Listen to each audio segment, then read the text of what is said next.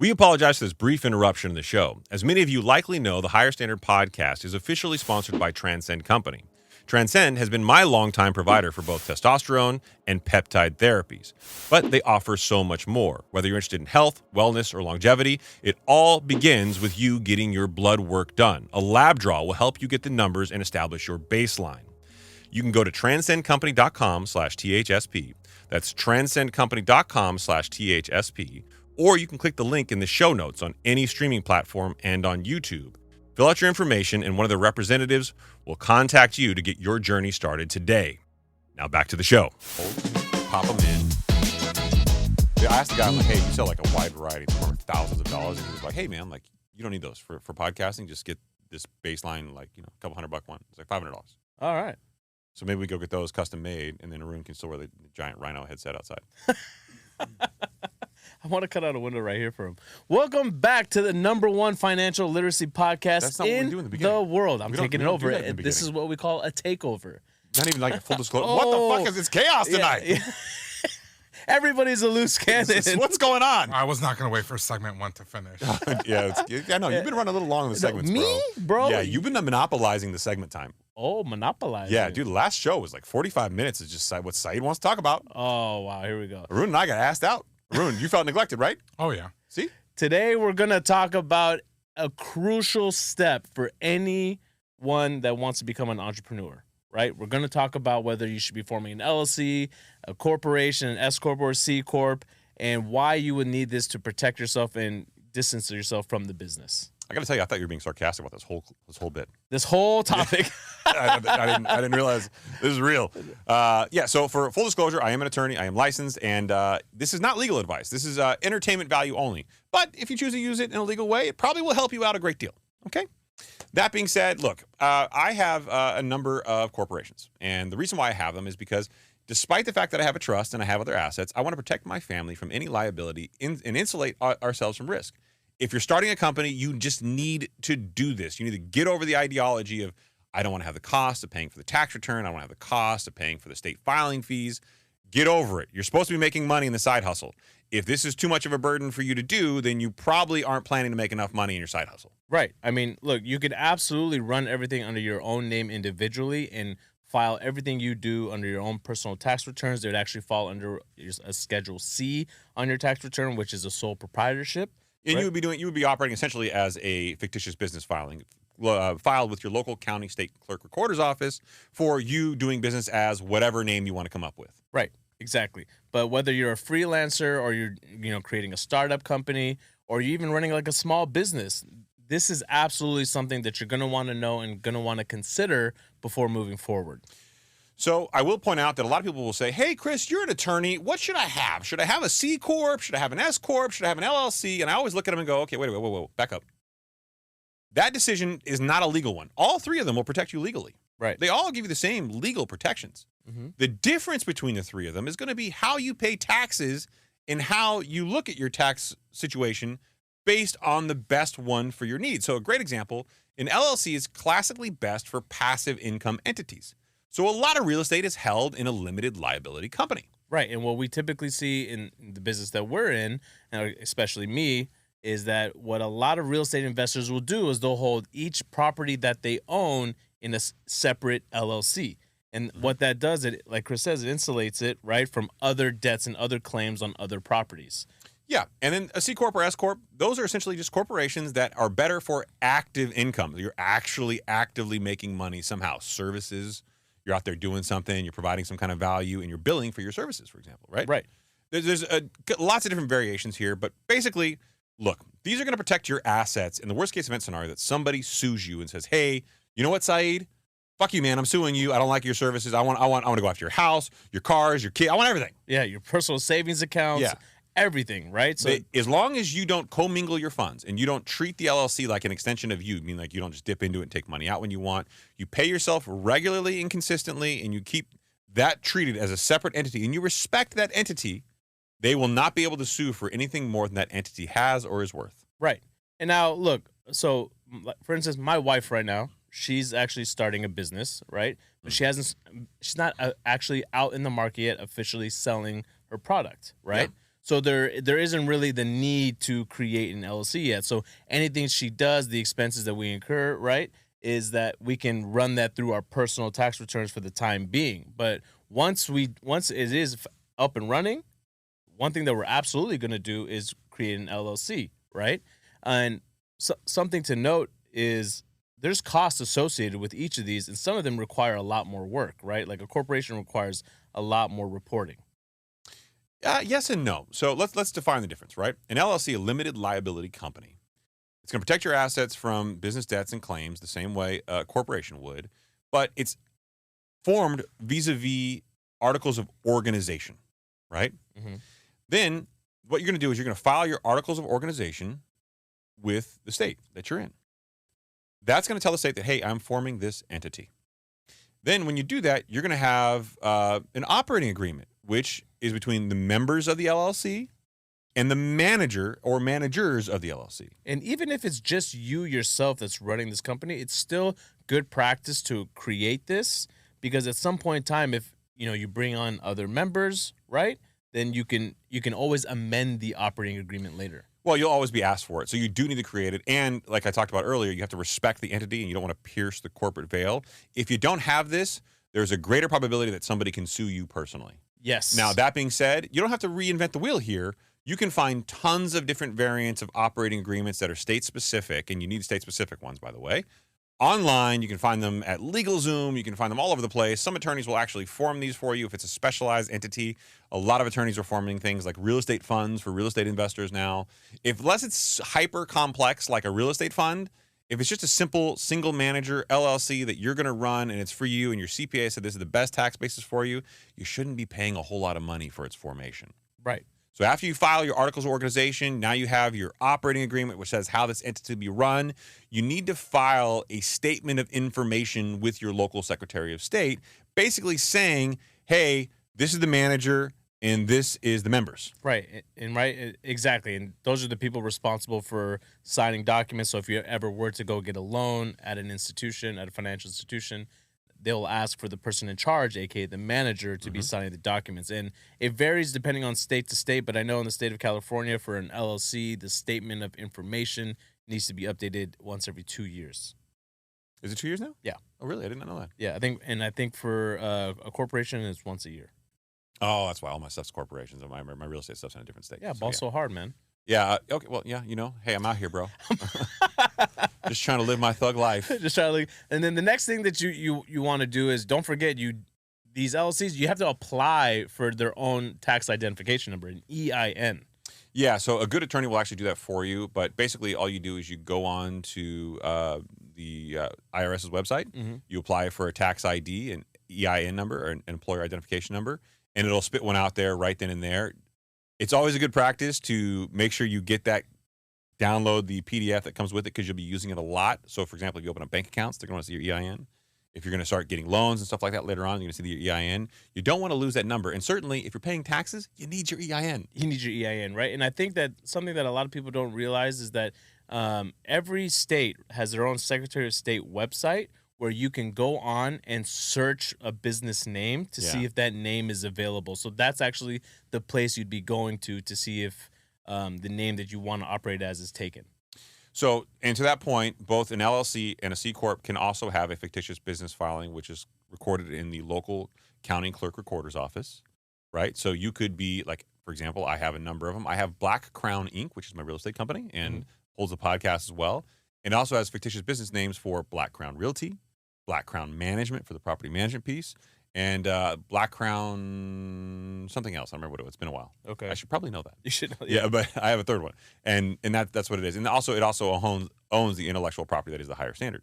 But you can write a check to Black Crown Realty because I have a fictitious business filing in the local county clerk recorder's office. Right, exactly. And why? And another thing to go back a little bit for the operating agreement that actually spells out everything that the business does. That what's the purpose of the business? Who are the members of the business?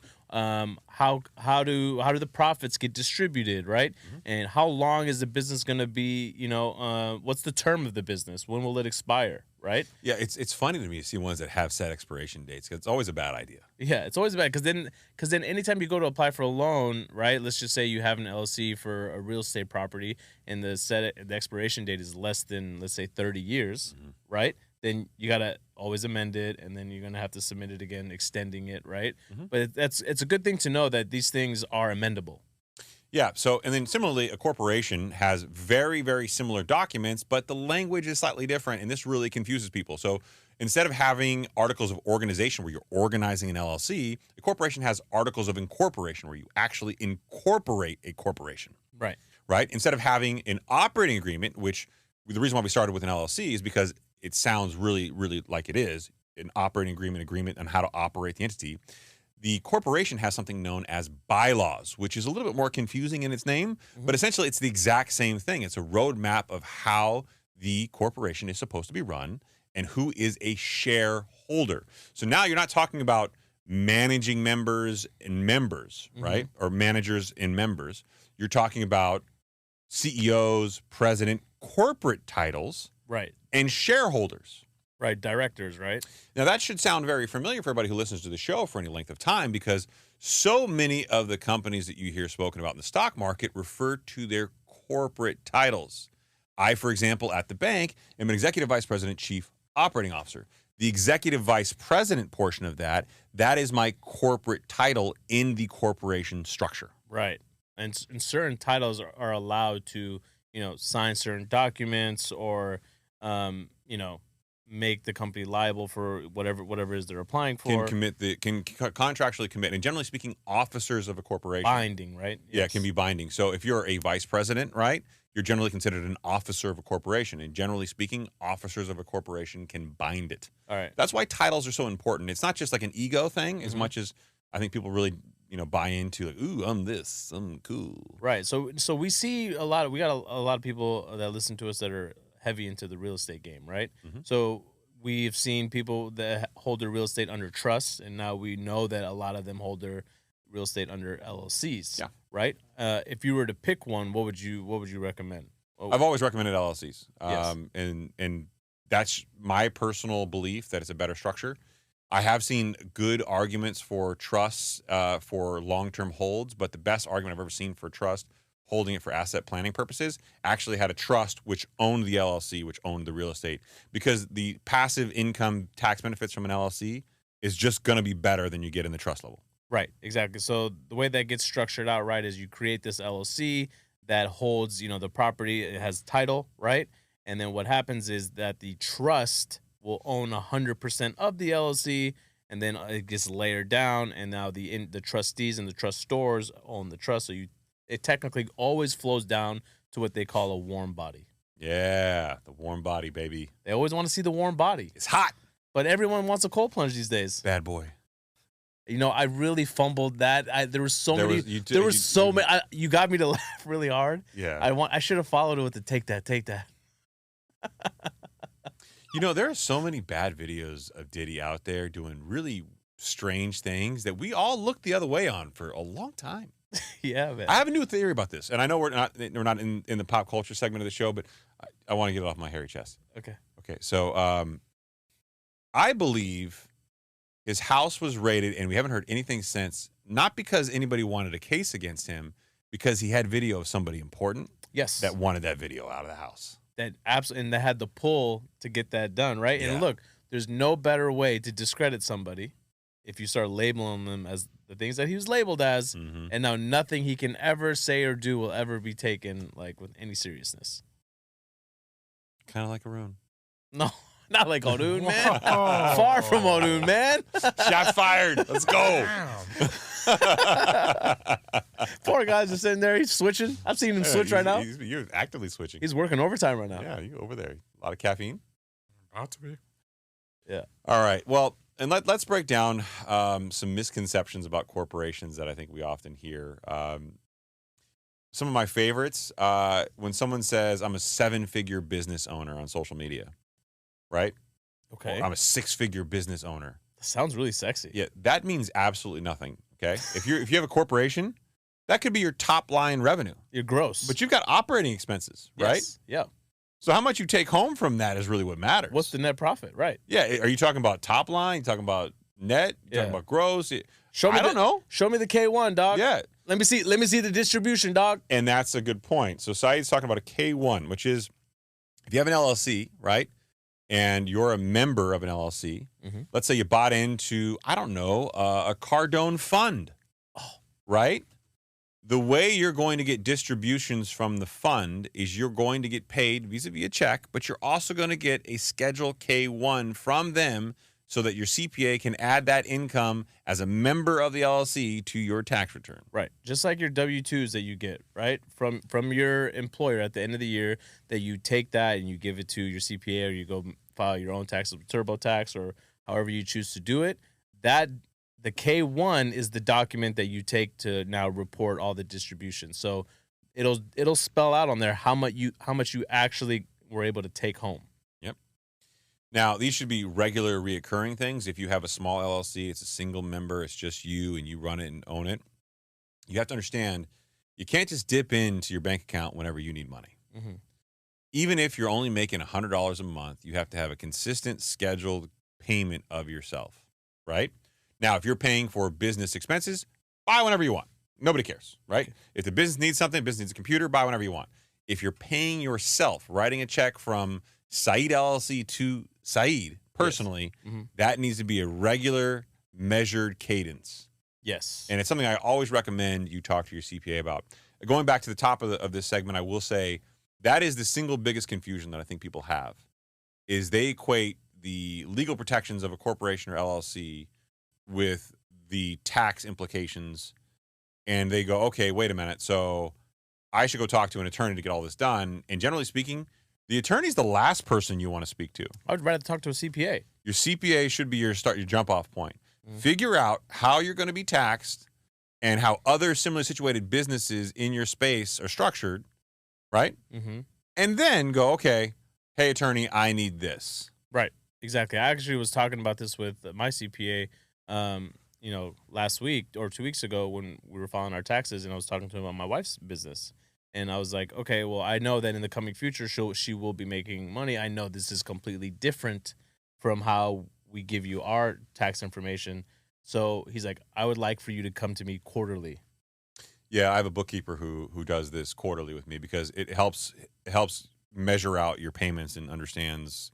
The last thing you want to do is trip up with the IRS, man. So you just got to not even that, or you just go in the 11th hour and now you got to pay this huge lump sum, right? That maybe you weren't accounting for. It's like it's better to just take care of it quarterly for the same reason why I personally like to impound my taxes on my home, because I like for it to come out monthly, so I don't have this huge payment coming in all at once. I impound everything.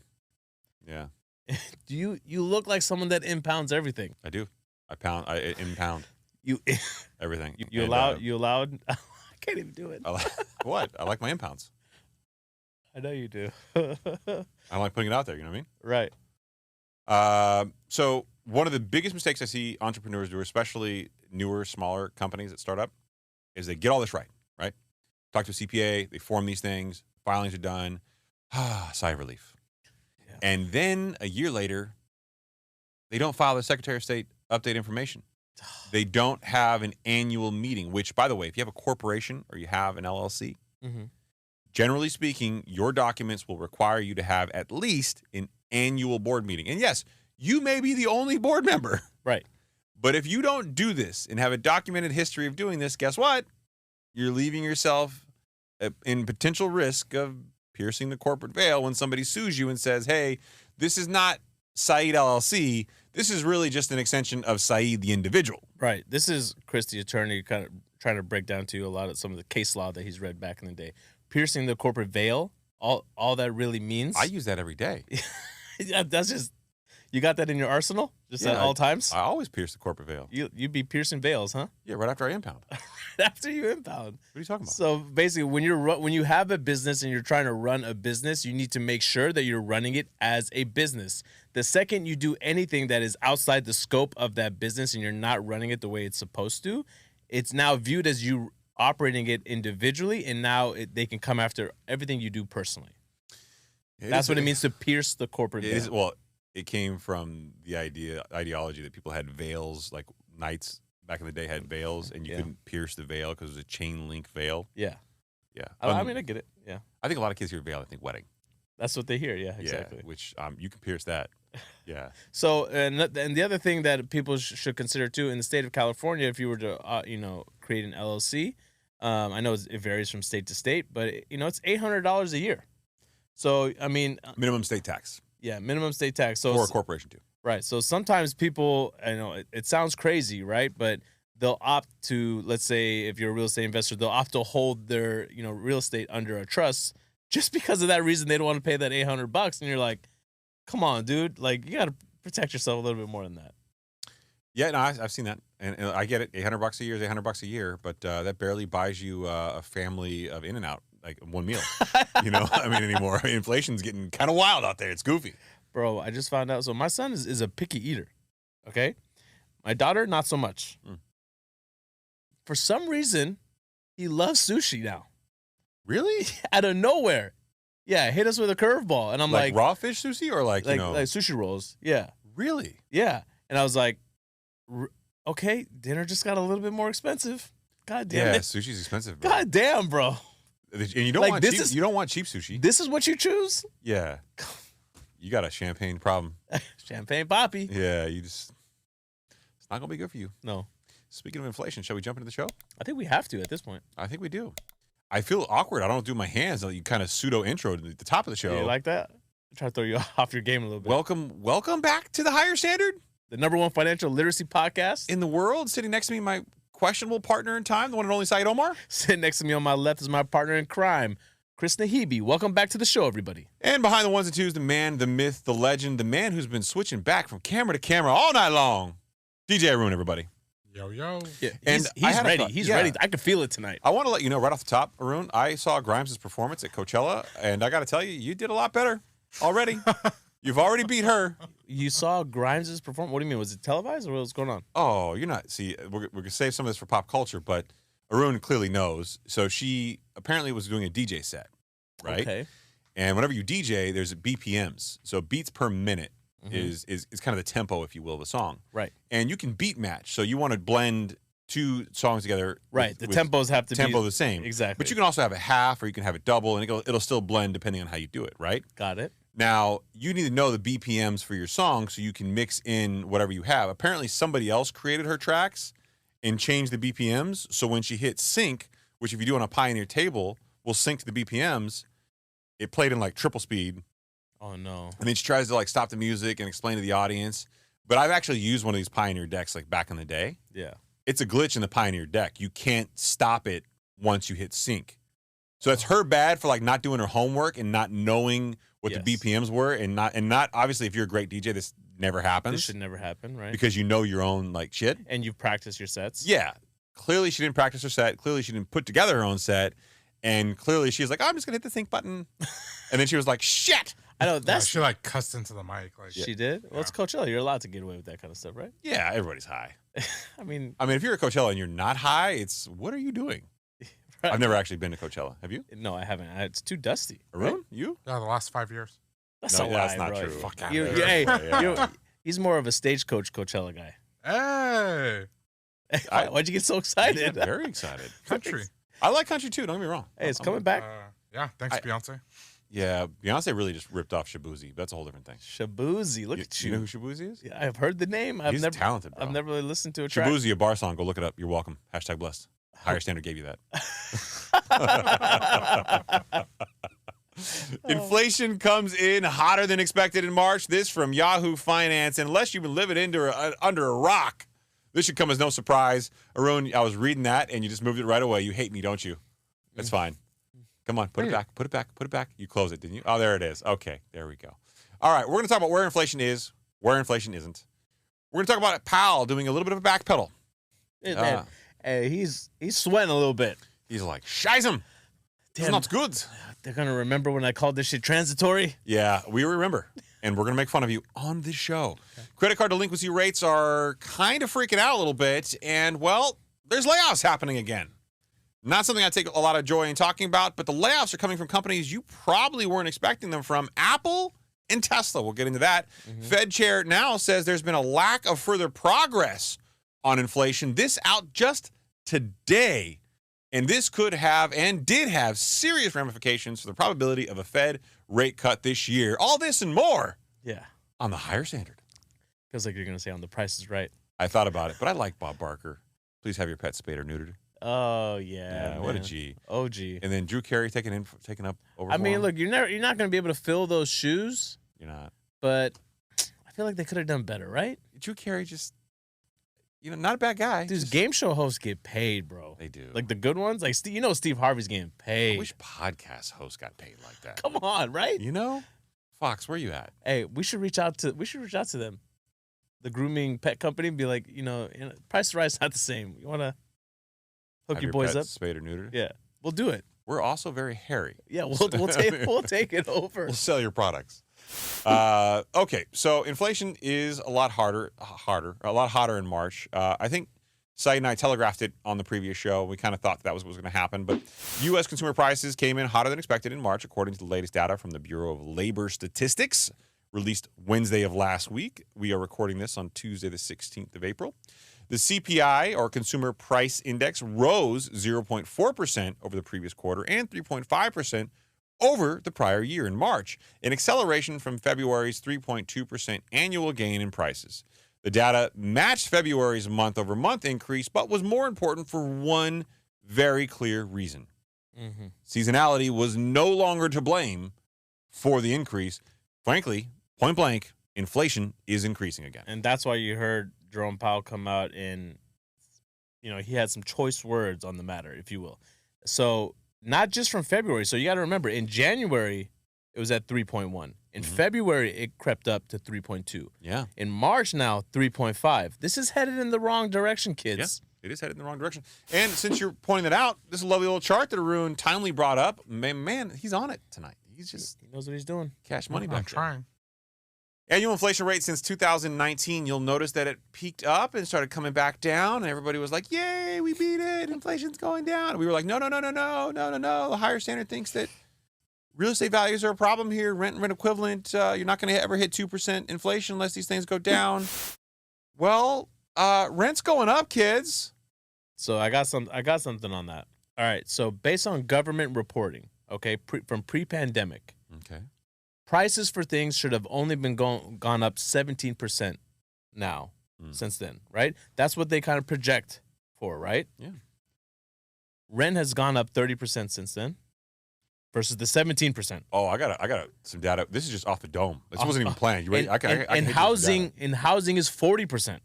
If you take from 2007 to 2023 Q4 year end, right? Okay.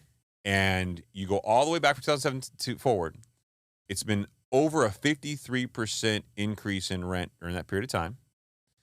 If you take the average years where it went down, and there's like 3 or 4 that went down, but it went down nominally, and you average the growth year over year, it's 3.49% rent growth in Los Angeles every single year, Wow. going back to 2007, on average. 2007. Yeah. And then now we're at 30% higher since pre-pandemic. So you can see that the jump came largely in that period of time. Yeah, man. It's wild, right? Yeah, that is really wild. And here's the sad part about that, okay?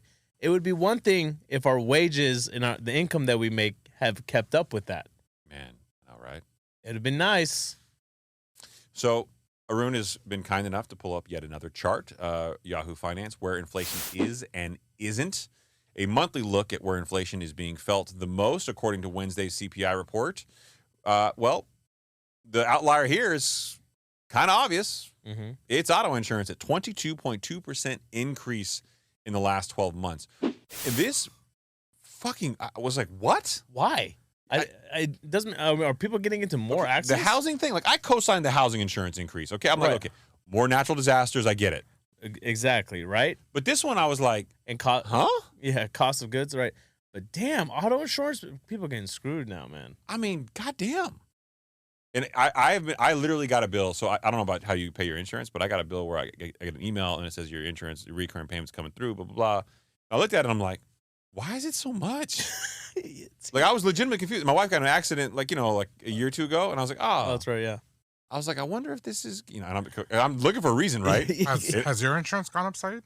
Yeah, of course it has, but not as much as this. Yeah. Mine has gone up this much. Farmers. Yeah. Mercury. Progressive. Wow. It's a hodgepodge. Honestly, if I had a choice though, so I used to work for a law firm. We handled subrogation claims, so insurance claims basically. The best insurance company, man, always paid out, their insurance policyholders, no questions asked. Never gave any of their people any trouble. Was AAA. Oh, I have AAA coverage. I just don't have AAA. I have AAA coverage too, but always for their homeowners insurance stuff and for their car insurance stuff, never gave anybody a hassle, man. Is that why when you walk in there, everybody looks so defeated? No, man, but they also charge a premium too, right? Yeah. So that's my personal favorite. Well, I want to stick to the chart for a second here before Haroon goes away. I caught you. You were going, weren't you? I was about to. Yeah, you were. Getting antsy. All right, number 2 on the list, a very steep decline from the 22.2% increase from auto insurance. Well, rent equivalent, 5.7% up year over year was rent. Right below that, number 3, housing, 4.7% up year over year in the last 12 months. Okay, so auto insurance, number 1. Let's just carve out auto insurance as a crazy-ass outlier. But we've always warned that shelter, rent and rent equivalent, rent and housing, if they don't go down, you don't get to 2% inflation. This is 34% of CPI. Right. Rent and rent equivalent are 34% of CPI. If these numbers have gone up 5.7% and 4.7%, hey, kids, spoiler alert, this is what we predicted a year ago is going to continue to drag up inflation. And everybody who's a pundit of housing saying, hey, Chris, housing's the supply and demand. Dave Ramsey said this. I got to do the clap hands whenever I do Dave Ramsey now. This is why it's a problem. And here's the worst part is as bankers, like I want rate cuts. I do. I really want it. It's going to help my business for selfish, just asshole reasons. Okay? That being said, if you get a Fed rate cut, what's it going to do to house prices? Oh, yeah, man. They're going to skyrocket. And if it skyrockets, rent equivalent goes back up. And keep in mind, it's on a 6-month lag from a data perspective. But we talked about this because you're also in the camp, right, that believe that even with a Fed interest rate cut, that the 10-year wouldn't necessarily come down, right? I do, and I've actually been seeing that recently. Unfortunately, I think there's going to be some optimism and some stuff in the markets. In an ideal world, yes, I am in that camp. That is what I'm hanging my salvation and hope on for rate cuts, is that I do think the 10-year is going to continue to rise, get out of the yield curve inversion, and we're going to start to see a healthy economy emerge from the ashes of this non-declared recession. And why that matters is this, right? So if the Fed does cut their rate, right, that cuts the rate at which banks can borrow money, okay? Mm-hmm. But if the 10-year stays where it's at or continues to rise, remember, mortgage rates track the 10-year. So even though the Fed rate cut will come down, mortgage rates will still remain somewhere around the 7% and maybe even creep into the 8% handle. Yeah. Right? Yeah. No, I think that's exactly what's going to happen. I think we're going to end the year much, much higher than mortgage rates than people thought. And for all of you housing economists, I'm talking to you, Logan, who challenged me on this, ha, ha, ha, ha, ha, ha, ha, ha, I'm right. I love it, man. I don't want to be mean here. Hey, we're not above this shit. I'm not petty. I'm just not petty.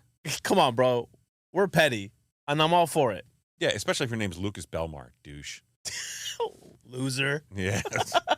I made $41 million in crypto, but I don't talk about money. It's so funny because Adam, my son Adam, we were playing a game. We were playing a board game, and I lost. And he's like, you're a loser, Dad. You lost, right? And my wife was like, hey, we don't say that word in this house.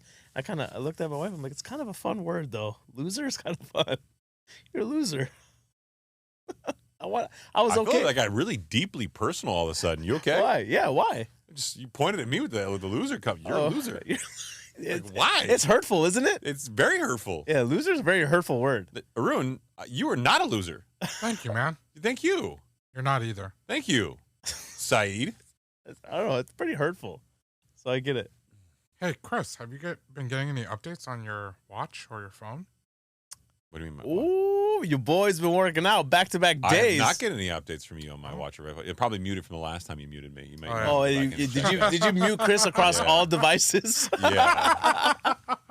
You know, between you muting the actual text message thread and that, like I am like legitimately offended. You should. I mean, right? You should be offended, but that's pretty funny. Nothing is more offensive, right, than saying, "Did you get it?" Oh wait, I forgot I muted you. Wait, I don't even get Chris's updates. Because I'm muted. We just covered this. Yeah. So he's been working. You did not want me in your life, but you didn't want to tell me you didn't want me in your life. He's been going to the gym. Hey, really? What gym? 24? Oh, I would have totally pegged you for Planet Fitness. There's nothing wrong with Planet Fitness, man. Nothing's wrong with Planet Fitness. It's kind of lame that they don't let you drop the weights, though. Lunk alarm. Well, what's up with that? They actually have an alarm which rings. Because it bothers other people that aren't that serious about working out. I don't get it. Keep in mind, the majority of America is overweight, okay? And the majority of Americans don't feel comfortable in a gym setting. So for them, that can be very intimidating. Seeing somebody with my physique and they're lifting heavy weights and dropping them in front of you. I mean, it's scary. I'm not like a normal human. I'm a completely different level than you kids. than you kids. Also, you muted me. I'm looking at it. It says sharing activity progress with Chris. Baby doll, I don't mute anybody because here's what I do. I want to talk shit to as many people as I can, okay? Yeah, he does. Yeah, don't come at me with that bullshit. But dude, even Sal says it himself, right? And it's true. And when he said it, I reflected too. Sal? Who's Sal? Sal from Mind Pump. I mean, What you got to was know. There's only one Sal out there. What was that? Right? Mind Pump. Oh, okay. Yeah, exactly. So even he said the gym is the most accepting space. It's some of the nicest people you'll ever meet in the gym. I've seen people go out of their way and help people and build lifelong relationships people through who the go gym. to a gym know that. People who literally walk into a gym who are just like learning, they are so self-conscious about not being able to use equipment right. I get that. You know, they're so self-conscious about what they're wearing. But if you're that aware when you go there, you'll also immediately realize that it's none of those things. No, you don't. No. You should. You're just way too ingratiated. If you're my mom, who just lost over 150 pounds, right? Yeah. And she's in her 60s, just started working out seriously for the first time, goes to the YMCA in Oklahoma. Mm-hmm. She was so, like, just put off by going to the gym about what was appropriate, what's not appropriate, like what's... There is a whole etiquette thing. There's an etiquette thing that's not just necessarily intuitive, that you don't necessarily understand. Like, do you wait for somebody? Is it rude to wait for somebody for a machine, the arm machine that you need? Like, can you get an alternative movement in? Let me get some sets in. But my mom may not know how to use that machine. Are you that guy, bro? What guy? Do you ask people like, yo, let me get I some never asked. I hate that question. Right. So if people ask you, say no. I had a dude come up to me today. I was doing the bench press. I was doing decline bench, right? Okay. Just got on it. Laid everything out because what I do is I do a circuit. So I'll do decline bench. Decline bench, bro? Really, huh? Yeah, I push weight on decline bench. Obviously, you're supposed to. Are you supposed to push more? Yeah, what are you talking about? You just hurt my feelings. I thought I was unique. Loser. You want that lower pack? Yeah, I want them under titties. There you go, exactly. Yeah. I want that titty to hang. Yeah, I want you to feel underneath. There you go. If there's not crevices underneath, you ain't working out hard enough. Okay. Rogan, you know what I'm talking about, right? So anyway, I set up the whole thing, right? I put down an ab mat, and then I'm like, I got to use the restroom. You drink a lot of water, right? Oh, yeah, that's the worst. I'm always like, dog, I'm going to leave all my stuff here to make sure that no one touches it. I just set up, go use the restroom. I come back. There's a guy waiting there looking around. I'm like, I have a towel there. I have my drink there. I've got my phone there. I mean, everything was there. Like, clearly I'm here. Like, I have peed on all this. It's mine. Exactly. Right? And he's like, bro, how many more sets? And I go, I'm just getting started. He goes, all right, but how many? Because you were in the rack, right? Yeah. He's like, but how many? And I go, I'm sorry, what do you mean? Bro, I got 3 different workouts I'm about to run through this. What are you talking about? So I automatically was like, okay, you want to play this game with me? 6.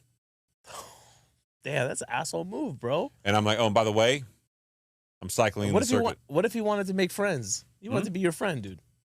Planet Fitness on the street, bro. Go ahead.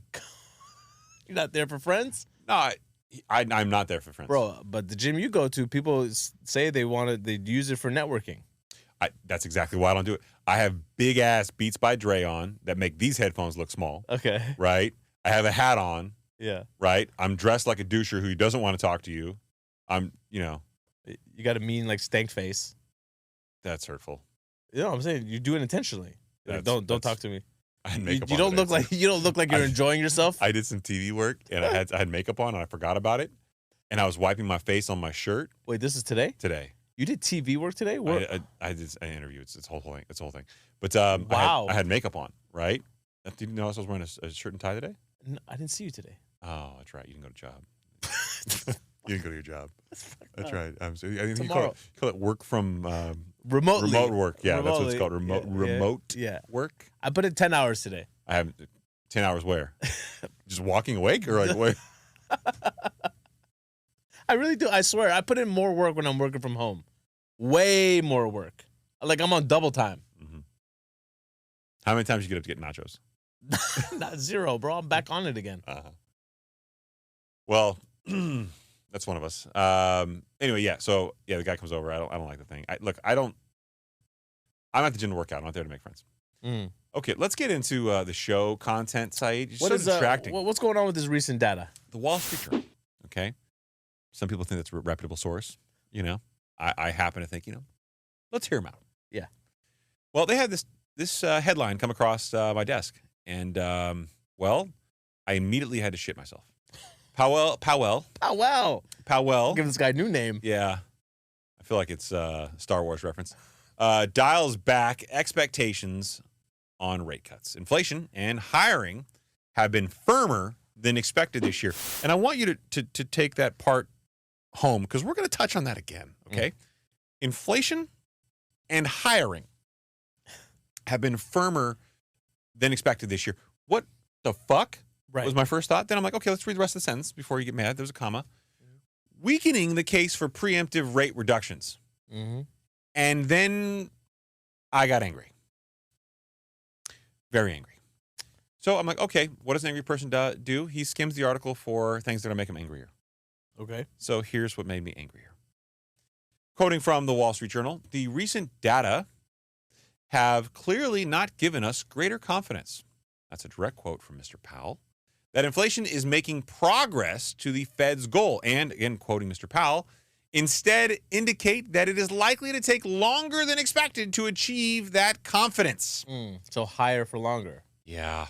Powell said Tuesday at a moderated question and answer session in Washington.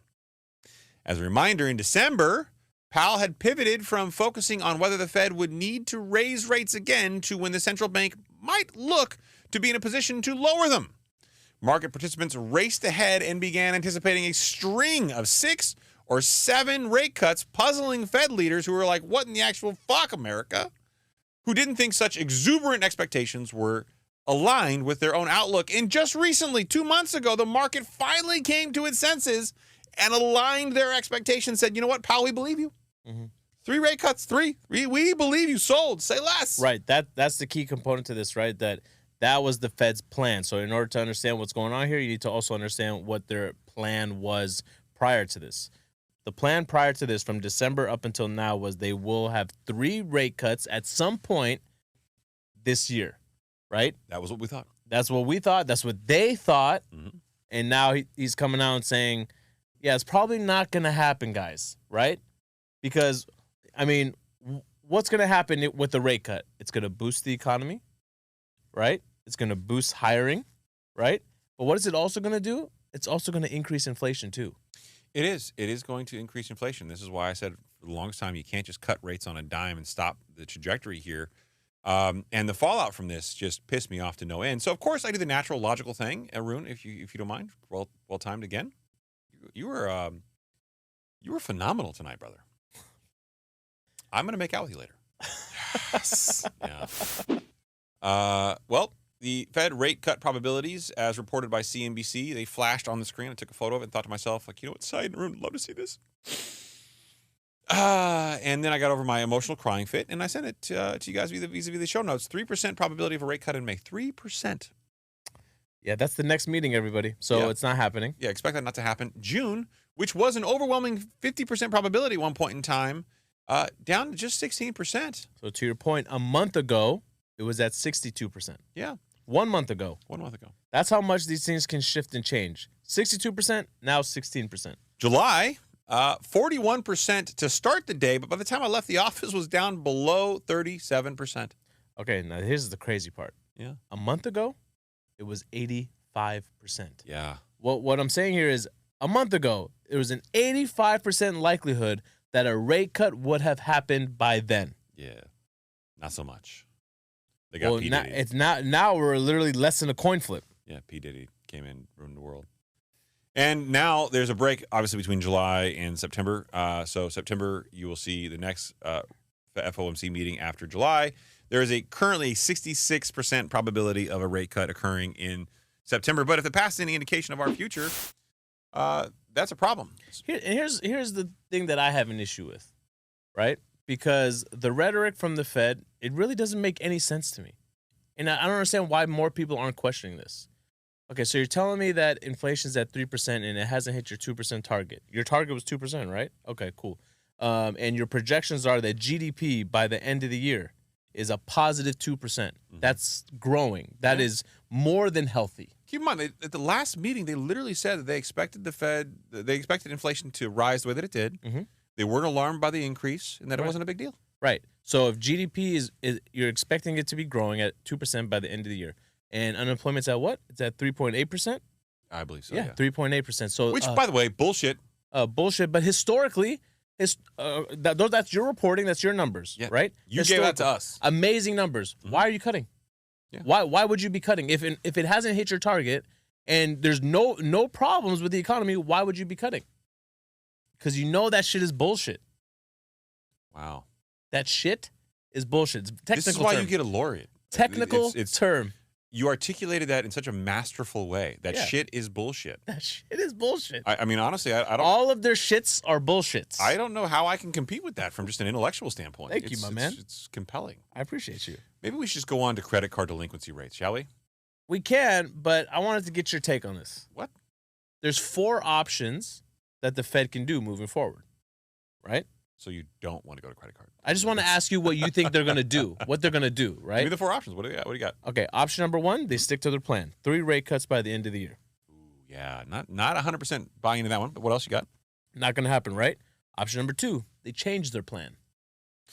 Ooh, losing credibility is going to be difficult for them, but I think they've already kind of gone down that path. But what's option 3? If they do change their plan, that will be shown at the June meeting, I believe. Tail between the legs? Right? Yeah. Okay, option number 3, they don't cut rates at all. Yeah, which is becoming a very significant growing chorus of the financial population who really geeks out on this. I'm hearing a lot of people speculate to that. It's very concerning. And option number 4, they raise rates. Now, that's crazy, right? It is crazy. At one point earlier this year... Why are you smiling while you say this to me right now? Well, because, listen, at one point earlier this year, that was viewed as virtually impossible. Yeah, I know. Now, and the FOMC came out and said they are nearing the end of, and then ultimately said they were at the end of their interest rate increasing cycle. Right. You know how much credibility you would lose if you need to do that again? Right. So you go from something that was impossible to now it's improbable. So I mean, that's like you're getting closer to likely. Yeah. Maybe. Let me say right now, if a girl said, "It is impossible, I am going to sleep with you," and then like a day later, she's like, "You know what? It's just improbable, okay?" Yeah. You're like, "Shit. A couple days from now, it might be possible." Right. Exactly. Because their Fed minutes came out and they said households have more money, according to the household balance sheets. Not mine. Right. And it's like, wait. You guys are twisting it now. Household balance sheets have grown? Okay, that's just the equity in their homes. That's not real money. Right? That is correct. That's just the equity in their homes. So they'd have to cash in on that. They'd have to sell. That's why they're using that as propaganda to continue to push forward. Yeah, that's a problem. Let's get into these credit card delinquencies. Okay. Well, for a frame of reference here, Saied just said, people have all this equity in their homes. Yeah. They're financially great, right? They should be fine.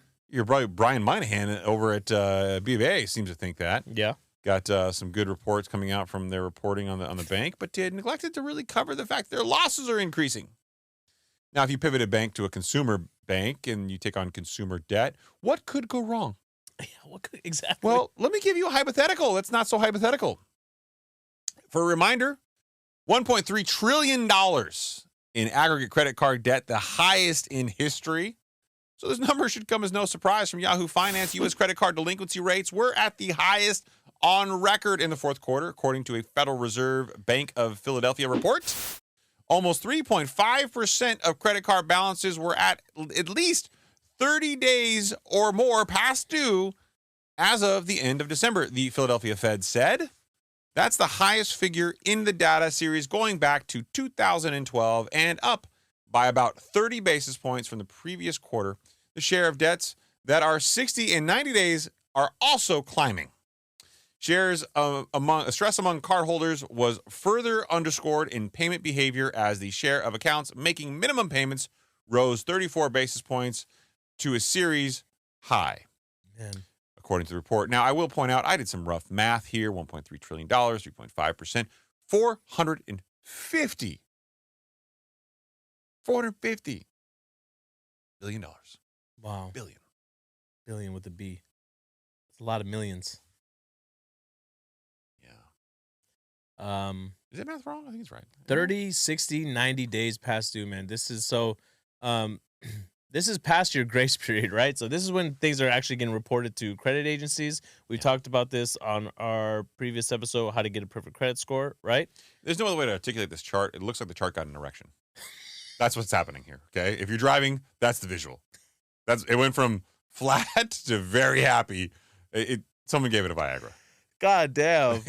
Look, it gets the point across, does it not? It did. Good job. It's if you're driving and you're like, Chris, I can't see the chart. What does it look like? Now you know. You got to head over to the YouTube channel to see the erection. Haroon, that was good, right? I mean, it was a good reference. That was brilliant. It was a brilliant reference. Which reminds me, I don't want to wait to say this for the end of the show. I feel like it's a perfect time. If you're listening to this on Apple or Spotify, please head over and leave us an honest 5-star review. It does a lot for the show. If you're watching us over on YouTube, please make sure you subscribe, ring that notification bell, hit that like button. Let's get this out to as many people as possible. Make sure you do all the moist, goody good sassafras. All right. In the interest of time, I will speed through the next two. I also included a review. Did you see the review that I included? I thought it was I did. I showed my wife. Special. Did you really? I did. Tell her I'm sorry later on, okay? No, it's great. It's great. I'm all for it. Hey, listen, I'm very comfortable with my relationship. Hey, man, people in my DMs be coming for you, brother. Hey, listen, I want the smoke. Come to my DMs. They don't want to go into your DMs. Yeah, They're afraid your wife's reading it. Come to my DMs. We'll have this conversation. God damn it. Oh, man, Apple laying off people. You know what? I heard this. So Apple's laying off 600 employees, right? This is according to the Instagram handle. Oh, it's a CNET? Yeah, CNET, yeah. CNET, okay. They're saying that this is probably have to do with their Apple car division. That's what people are speculating. I thought that was already included. They just shut the project down and didn't lay them off. Is that what it is? Maybe. I don't know. That was a speculation. All right. Well, look, the whole point of me including this was, frankly, that big companies are still having layoffs, reductions in force. Just behind Apple is Tesla. That's the next article. Haroon, you can skip over that. 10%, right? 10% of the workforce, very quiet. In a leaked memo to Tesla staff, CEO Elon Musk said the company made the difficult decision to reduce our headcount by more than 10% globally. Electric vehicle website Electric reported. Interesting website, but okay. Mm-hmm. Shares of Tesla fell nearly 3% Monday morning. There's nothing I hate more, but it must be done, Musk wrote in the memo. This will enable us to be lean, innovative, and hungry, I should say, for the next growth phase cycle. Clearly, caffeine is dying out of me a little bit. I'll get rejuiced up in a minute. Enable us to be lean. Lean. Yeah, I don't know what that's like. That's what threw me. Like the word was like, what is that? What?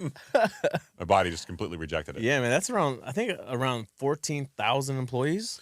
So again, so the Fed literally said, we're not seeing the impact to the job market. Okay, how many fucking layoffs from how many companies have we talked about? And they're still happening. Right. And yet no one seems to go, wait a minute, there's a dent here. What? Right. We're feeling it. And how is this not showing up in the jobs numbers? That's the thing. Like, people are waiting. It's like for the initial jobless claims to not be spiking up and increasing. It makes me feel like, wait, it's like people got 2 jobs. What's going on? And can we say a very unpolitically correct thing? Whatever. I'm going to be on. Okay, look, Haroon, get ready to get real pissed off at me, okay? Do it. We're 53 minutes in. In what world do Iranians say, hey, surrounding countries, we're going to bomb Israel in the next 72 hours from now. Be ready. That was wild, man. So again, I'm not a conspiracy theorist, and Haroon, again, I would like to hear your thoughts on this. This is legitimately me asking. I don't understand. I think I understand. Okay, so hear me out, okay? wartime presidents have a greater probability of re-election. That's just a known statistical fact. Okay. But what I don't understand, and this is maybe just my ignorance, and I will admit to being ignorant here from, I guess, a geopolitical standpoint. The October 7th strikes by Hamas in Israel. Israel's supposed to be the Iron Dome. Like, you're not supposed to get anything through. It caught them off guard, and it got them. Okay. Meanwhile, Iran telegraphed 72 hours in advance they're going to send intercontinental ballistic missiles, whatever, that's travel 3 times or 2 times the speed of sound, a bunch of drones, and a third type of also missile that was fired in this barrage. And somehow Israel was able to stop 99% of them. Like, how could they be so well prepared for that, but so unprepared for the attacks, which they had heard scuttlebutt of to their own admission in advance of? I'm just wildly confused. Like, I feel like we're all being played, and the damage that's being done to people is so massive. We're definitely getting played, right? But from like an outsider looking in, it feels like they just wanted to send a signal. They know that they could have been intercepted, right? If you signal, you let them know. It kind of lets the other team know, like, this is the strength, this is what we have, and you're underestimating what we can do. I fully don't understand what's going on now. I mean, I understand the cultural implications. I understand the real trauma that's happening on all sides of this. I'm not taking anybody's defensive position here. I look at this stuff and I think, are the American people being played for political reasons? Oh yeah, man. I mean, every country is getting played, bro. Everybody. Well, just some more than others. It's sad, man. Like, I'm at the point in my life now where I sound like an old, stodgy conspiracy theorist because I take a great deal of pause before I believe anything that I hear from anybody anymore. I feel like it's never been more true than right now. Yeah, right after Haroon told me he was working out, I don't believe it. It's never been true more than right now that ignorance is bliss, man. That's not true. It is, man. Ignorance is not bliss, man. It is, man. It's not. It is. You say that because it's convenient. That's not bliss. No, it's not. I'm being dead serious. Look, we all come from, cavemen. We were not designed to be able to know everything that's going on around the world. It's impossible to be sympathetic and have empathy for everything at the same time, right? Yes, you should, but I feel like it's almost to the point now where we're becoming desensitized. A little bit. I rarely agree with you, but on that one I do. It's too much. There's too many inputs. Yeah, it's a lot, and it's heartbreaking. All of it's heartbreaking. I mean, can we all just get along? I get a little emotional in that. Is that a strain? Is it acting? That was the warm handoff segue to Odin. Odin, what you got for us tonight? Actually, the first one's me. First one's Chris. Yeah. You're bringing this up, bro? You're taking his segment? No, this is just something that I thought. So I've been getting really into genomics. What an asshole you are, right? bro. No, I look. Okay, I'm not an asshole. You text us. I did text you. You just don't read messages from me. Did you mute us? Ooh. Were you having tea with the wife again? I was role playing. I was being Odin. Yeah, so you don't hear. I came across this article about Dave Pascoe. Now, in the news has been a gentleman by the name of Brian Johnson who is trying to have a chronological age that is significantly greater than his actual biological age, right? What does that mean? Break that down. Basically, he's trying to stay younger for longer. So they're using tests to kind of come up with an equivalent of how old you are. And I thought it was just Brian Johnson who had this blueprint project. Yes. But it turns out, and he's spending millions of dollars a year. This is a former tech guy. $2 million a year, right? Yeah. It turns out they actually have a ranking system of these people across the world who are really into trying to maintain their bodies and their physique in a way that's younger than their chronological age. I came across this Dave Pascoe guy in an article, and he only spends $30,000 a year on all of his supplementation, what he does. He's not sponsored by anybody. He's just a retired 60-something-year-old man. Go to Vital Stats, Haroon, if you don't mind. It's Dave Pascoe. There you go. Chronological age, 61, will be 62 in August. His current epigenic age, which is their biological age, 37.95 years. And if you look at him, go to the photos, if you have any photos. And I love looking at dudes that are topless, but this is going to be a special one. This guy is 61, going to be 62 years old. My recent photos. Oh, did you click on it? It was over there. Yep. Yeah, my recent photos. Okay, you broke it. How'd you break the website? There you go. Right there in the middle. Down, right there. Perfect. My recent photos. This guy, again, Stud. Scroll down. Scroll to the Damn, post. that hair, though. Scroll down. Stud. He's a this guy. P90X guy, He's a right? P90X He's guy. not a gym lifter. Keep going down. This guy on the in the sauna. Look at him. This guy, 61, going to be 62 years old. If I look half as good as this dude at 61, 62 years old, I will have done something right. If you had half his hair, Good for him. Okay, man. that you're playing the hair card really. I mean, it's still sensitive. Okay, Look, he's got a watch on. He's got the whoop on. so go to his supplements schedule there, Haroon. So what really caught me, my supplement list. You were just on it. There you go. Nope, Oh, down. down. There you go. Right. There you go. Are you not reading? no, I'm just scrolling until I hear hot, hot, hot. Oh, there. Okay. Go to the very bottom of this list.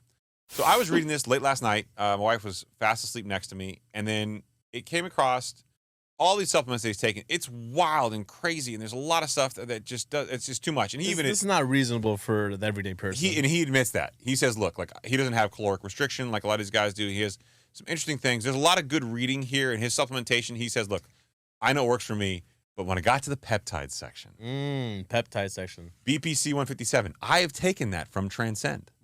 I have literally taken that. It made me feel like a lot of the damage to my body had been repaired, right? GHKCU. I'm currently taking that. I'm actually putting it on my skin to make my skin feel and look younger. Look, Motzi's on there too. Motzi is on there as well.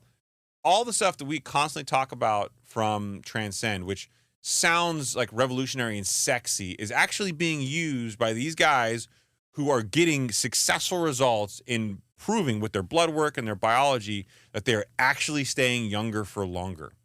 The newest peptide that I'm going to try from Transcend's coming up. It's called SS31. It's going to be like Motzi, but it's supposed to be even better for brain function and cognition.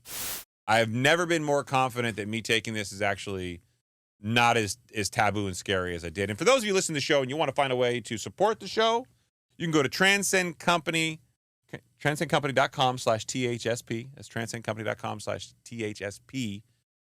Set up, get some blood work done, talk to them about some of these things. I think they are fantastic. And clearly, in instances like Dave Pasco here, they are working. Right. You'd be supporting the show, and you'd also really be supporting yourself. Yeah. Let's get into this pop culture. Let's get Pop it. me with some culture, baby. We'll hit it real fast. Let's go. Joe Rogan. Did you guys watch the UFC 300 this Bro, I first of wanted all- to watch it, but god damn, I saw the highlight though. Okay, first of all, Justin Gaethje was on Parsa's podcast, and I think that's what did him wrong. That's fucked up. Shout As soon out as- Parsa. yeah, sorry, Parsa, you did this to him. Okay. He did this. No, that but shit was I thought, wild. first of all, Max Holloway had clearly won that fight. All he had to do, You watched the whole fight? yeah, all he had to do was stay up. I saw a recast of it later on. I couldn't watch it live, but all he had to do was stay up, not get knocked out in the last round. I think it was 10th round. No, not 10th round. There's only 5 rounds.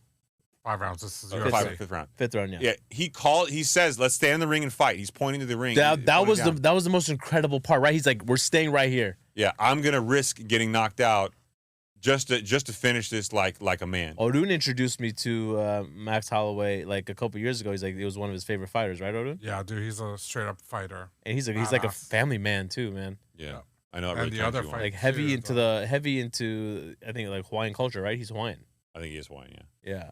But that it was an incredible display. I feel bad for Justin Gaethje and that going down like that is not something you want to be, you don't want it to be there permanently. But I mean, it was an incredible fight. Shout out to both of them. They did really well and they finished it like champs, man. I mean, Yeah, that's it takes a different kind of individual to stand in a ring like that. that was a knockout, man. All right. Caitlin Clark, #1 pick in WNBA. The salary conversation. I know we touched on it in the beginning, but like, what are your guys' thoughts? So what does it say here? It says Clark will pocket $338,000 over 4 years under her contract with the Indiana Fever. In contrast, last year's #1 NBA draft pick secured a $55 million bag. Was that four-year Wembanyama? contract. Yeah.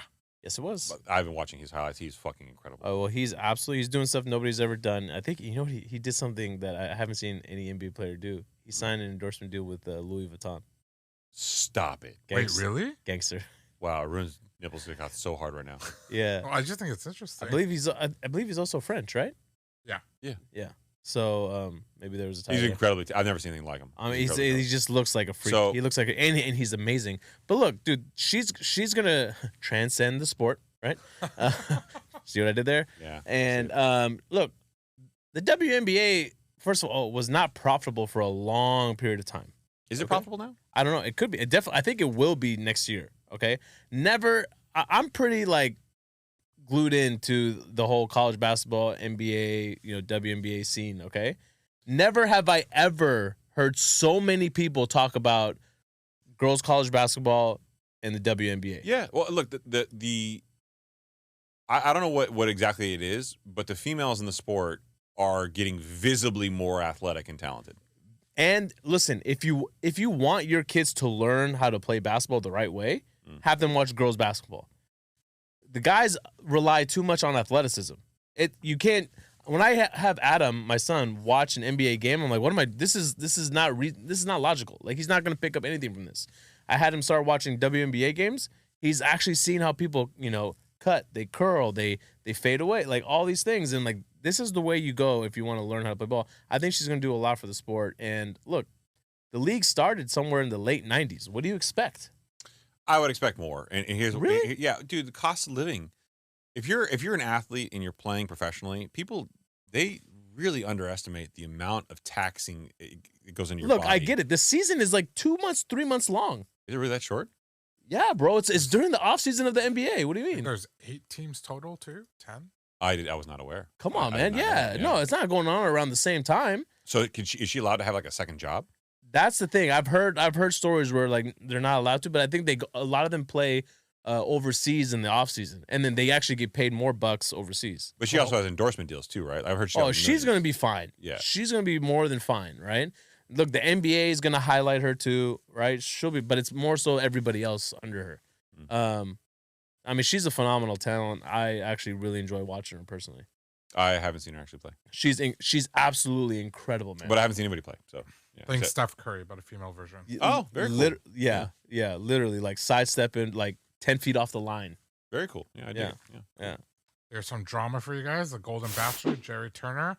Do you guys watch The Bachelor? No? Yes? I don't even know the Do concept you of watch the show. The Bachelor? No, I don't, but I thought this was interesting. Hey, hold on. That's not true. Hold on. He said that like he watches it. Yeah, no, I don't. Yeah, but Wait. Then how did you know it was interesting, Chief? Because the show's been on for like 15 years. And You would know that, wouldn't you? They Not had watching a senior it. citizen on the show. A senior citizen? Yeah, the Golden Bachelor. The Golden Bachelor. I got it now. Like Golden Get Girls. it. Okay. He's an older gentleman. All the women were older. They too. should have had Dave Pasco on. That guy would have killed it on this He would thing. have crushed it. Nah, but then his age would have gone up. Yeah. By the way, Dave Pasco, single, not married, no kids. Yeah. Lot to be said for staying young. -1, ladies. Yeah. Look what you did to us. All right, Chris already touched it. I touched it all. You touched it all. Like the impounds things. You got to be specific when you say touch it on this show, Yeah. okay? Getting impounded. Yeah. Yeah, so Coachella. You guys have never been? Have you guys ever been to any music fest? Nope. No, I have a cousin that's been trying to convince me to go, and I just keep saying it's really not my thing. He wears pearls, man. He makes it so cool. It looks cool as shit. I can't pull off pearls. I'm definitely not that confident. I've That's heard- like, Would there be anyone that you would go to Coachella for? oh, no. It's not that look, I like all the audience. Don't get me What about wrong. your boy? I know Will Smith was there, and he did that. He was thing- there? Yeah, no, J Balvin pulled him out. Wow. And he did the Men in Black? Yeah, he did Men in Black. So he came out. J Balvin flew in like on a UFO, That's a good PR move for and him. then yeah, it was an interesting move because I mean, obviously P Diddy wasn't helping him out, but bad boys for life, right?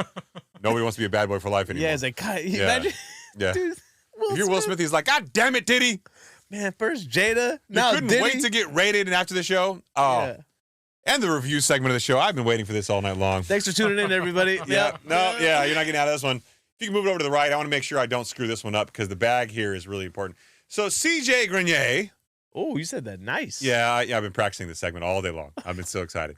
He commented on a post, and at first I was offended for you because I thought he was attacking me, but then when I realized it was about you, I was okay. He says to me, for an hour, me and my wife sit and talk at the end of the night. Unfortunately, I need to unsubscribe. I saw, unfortunately, I need to unsubscribe. I'm like, this motherfucker. This motherfucker right here. And then I saw the top court, and I'm like, and I responded that way, saying, you fucking kills me. Yeah. Because I can't spell whatever I'm happy. Right? And then he said, I need to listen to 8 hours of Andrew Tate just to get my headspace back to neutral. What he's referencing for the listeners out there that don't understand what he's referencing, on the last episode, I believe episode 225, your boy out here was admiring how healthy of a relationship he has with his wife. that I thoroughly enjoy sitting down with her and talking to her at night. Yeah, you're the world's greatest husband. We know this. It's not that. Yeah. I just enjoy what? No, I can't. I'm a bad guy for enjoying to spend time with my wife. No, you have the world's most perfect relationship. You have a wonderful wife. I You're did the not world's say greatest that. husband. It came up. You're like, you're not watching any TV shows. I said no. We don't. We actually. That's like me saying I hate the burden of having such a heavy penis. You know what I mean? Like it's such a terrible thing for me to have. No, you said what TV shows are you watching? Why haven't you started watching Loki yet? Yeah. And I said, honestly, man, we're not into any TV shows right now. Chris, why don't you wear shorts? I just can't, guys. Yeah, That's it's just. I wish I could. the girth is just too Yeah, much. it's functionally not possible. So of course I responded to him saying after he needed to listen to 8 hours of Andrew Tate just to get his headspace back to neutral, I said, "You sprouted a vagina, didn't you? Now you know why I'm on TRT. Proximity. You got it. Yeah, you got to make up for it. Yeah, I got to make up to your proximity estrogen creeping over this way. Got it. It's in the I don't air. understand how it's a bad thing. Are you telling me that you don't like sitting down and talking with your wife? The psychological warfare of a salesman is amazing. Finishing off CJ's beautiful review. Or a salesman? Hold on, salesmanship. What's going on? I'm not selling anything. Are you? What am I trying to sell over here? Let me ask you a question, Chris. Mm-hmm. How often do you sit down and just give your wife your I am undivided actually- attention? I anticipated this question, and I want you to know, as a friend, okay, I actually had this conversation with my wife last night in full anticipation of this happening before Mr. Grenier even messaged me today. Okay. I said, honey, baby doll, sugar plum, have you listened to the last show? And of course she said no. And I said, well, there's a segment where, Saied talks about having tea with his wife. And Haroon and I both couldn't help but laugh our asses off because the inauthenticity in it. What? It's authentic, bro. I'm sure it is for you. And Haroon and I just felt it was slightly disingenuous that you're the world's greatest husband. What is that? How does that make me the world's greatest husband? What does that do? Listen, because we know what comes next. Next, you come in here, you're like, we had tea. She had such a long day on her feet that I massaged her feet while we were drinking tea. You know he does. Of course you do. No, He's we making the don't. I do face. No, we don't. You're No, such a I don't. sick fuck. That's actually something I don't do. I don't do. I'm not good at giving a massage. I say, I'll get you a massage. So you just pay for somebody else to do it for you. Yeah, like you do. Huh? You do that too. I don't have a choice. She pays for it. Oh, yeah. Here we go. That being said, I So- said, honey, okay. Saied does this. And would you like to do this? Drink tea? She's like, fuck no. Why? She doesn't want your. It doesn't have to be tea. She doesn't want undivided attention from you. No, she gets it all the time. Shots fired. She gets your undivided attention for more than an hour. Yeah, Where? What? all Doing the time. I actually do want to know all when. the time. Get out of here. When? That's all I'm saying. I'm doing. Every time we have sex, it's definitely more than an hour. Oh, And my attention is undivided. Your undivided attention. Undivided That's attention. it. That's it. That's. No, look, man, I try to date my wife. Mm-hmm. Okay? Yeah. And sometimes it's as simple as just going to dinner, and we don't really drink that much anymore, but going to dinner and having a conversation. Put the phone away. You put everything down. I can't in my line of work. I can't put the phone away. Mm. I know you guys do that, and frankly, I take objection with it. No, I'm dead ass serious. I don't. Hold on. You get responses out of me very, very well. No, I know, but here's what you guys do: is you guys say, "Okay, I'm going to put my phone down. I'm going to walk away from it." Mm-hmm. You have an Apple Watch. Yeah. I have an Apple Watch. I always see messages coming in, and I Mhm. respond to everything. And the reason why I don't like delay or just sit there and wait most times is I'll get so many messages, and this is not me being like, "Oh, I'm fucking popular." I've got so many things going on that I get so many messages. If I don't respond quickly, I won't respond. Yeah, because it just it goes It back. just and it it's just done. gets to the back of the list, or I get something else, and the ADD kicks in, and I just won't respond. And I physiologically just cannot do that in my current line of work. Mhm. I hope to have a day where I move on from this career to something else. Yeah. And when I do, I want to take a year off and do exactly that. So I'm not criticizing. I want to do exactly that. But right now, in my career, I can't do that. Yeah. That's totally understandable. No, so like for instance, I know Haroon, he works at home with his wife all day long, right? My wife is a dental hygienist, so I can't call No, her. you covered this last show. I can't know. call her We in heard- between yeah, no, patients. I know. So I just Doing it enjoy. for the new users. I just enjoy giving her my undivided attention for 1 hour a night. No, I don't think that's 4% of your day. I fully respect the 4% of your day that you give her. Technically, a lot more when you consider that your waking hours are a lot less than your 24 hours. But hey, who's counting? Yeah, what do you mean? Yeah, I mean between all the showers you have to take at night before you go to bed.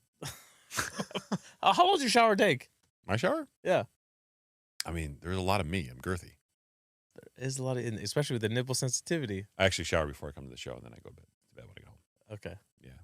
I like to come in here fresh. That's not true. You come here from the gym sometimes. Yeah, those days I shower when I get home. I don't know if you do. I do. In the sink. No, I shower. It's gross. He does his wudu. Wudu.